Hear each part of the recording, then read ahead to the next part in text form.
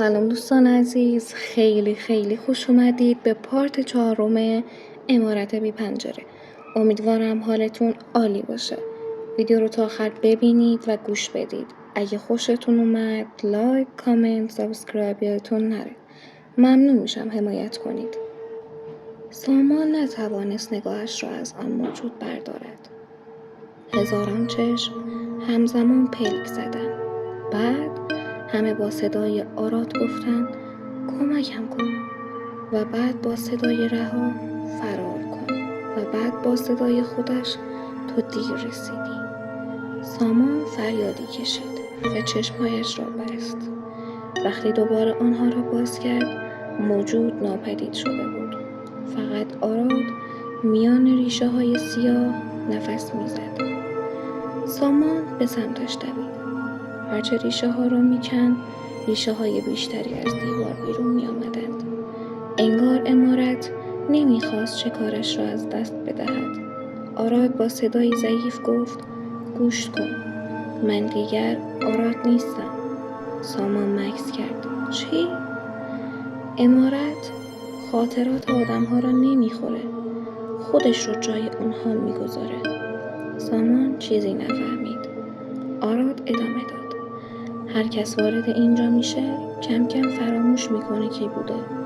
بعد عمارت با خاطراتش یه نسخه از اون میسازه. نسخه‌ای که از بیرون کاملا واقعی به نظر میرسه.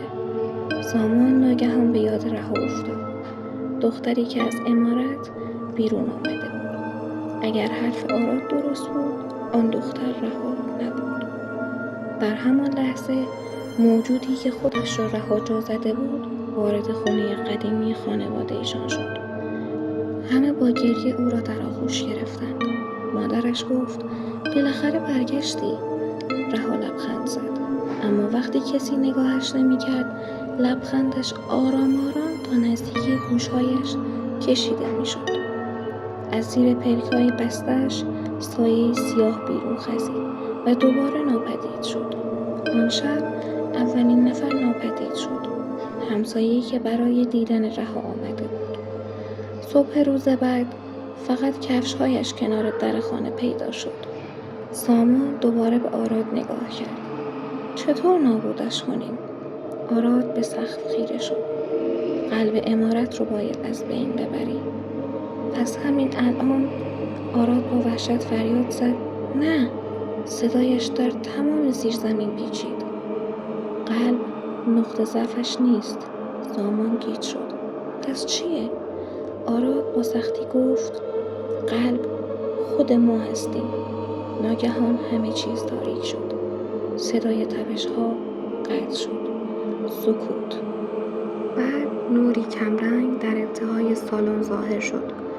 دختر بچه‌ای حدود 8 ساله با لباس سفید و یک اسب چوبی در بغل آرام به سمت آنها آمد.